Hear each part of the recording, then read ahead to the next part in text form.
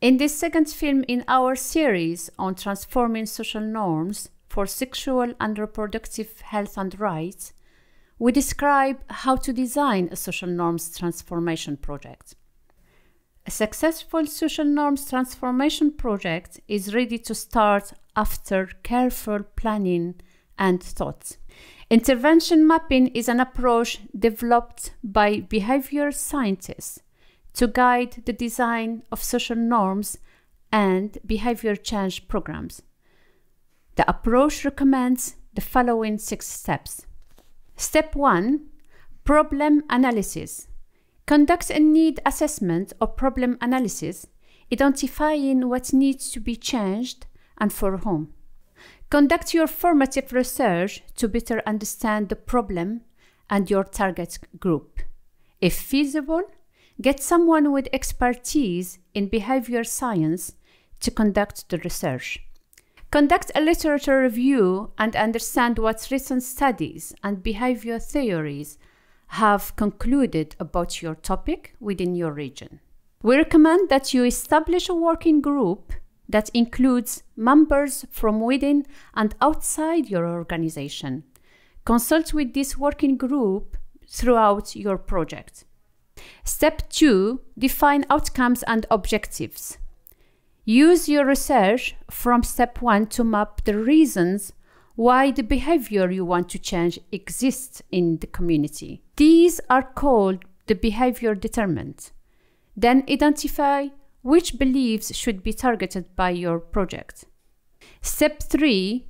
Program design. Select a behavior theory from step 1 that will help you to design messages to address the behavior that you want to change. For example, you may find that the reasoned action approach works well for your program. Design messages using guidance from your theory and research findings from step 1 and 2. Step 4. Program production. Together with your working group, plan your program execution and design the tools you are going to use. Step 5. Program implementation plan. Identify who you will work with first and what the outcomes should be. Step 6. Evaluation plan. Generate an evaluation plan to monitor the projects and to measure impact and process evaluations. Clearly define your indicators and evaluation questions. So, how would these steps look in practice? Let's take the example of a social norms change project on child marriage. In step 1, you decide that you want to decrease the rate of child marriage in a community and start researching the topic. In step 2, you analyze your research findings and discover that a key behavior determinant of child marriage is that grandmothers expect girls to marry at a certain age, and that the belief driving this behavior is thought to be stated in a religious text.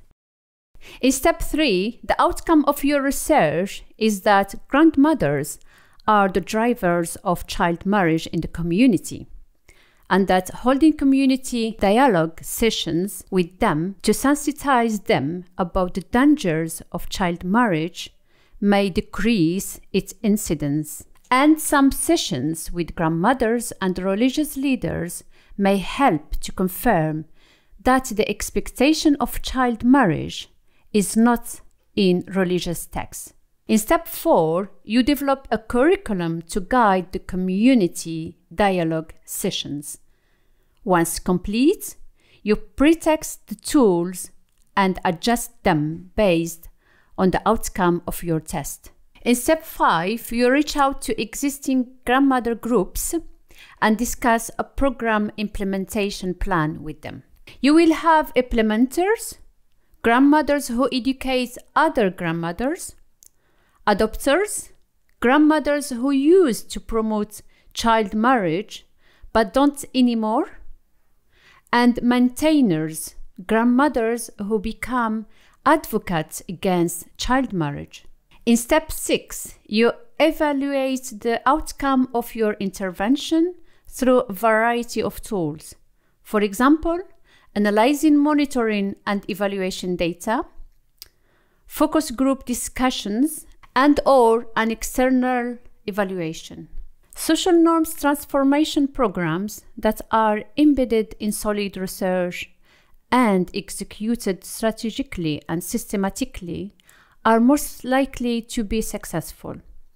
It is crucial that you take your time to design your social norms change program. In the next and final film in this series, we will share some examples of successful social norms change projects and their AmplifyChange's thematic areas.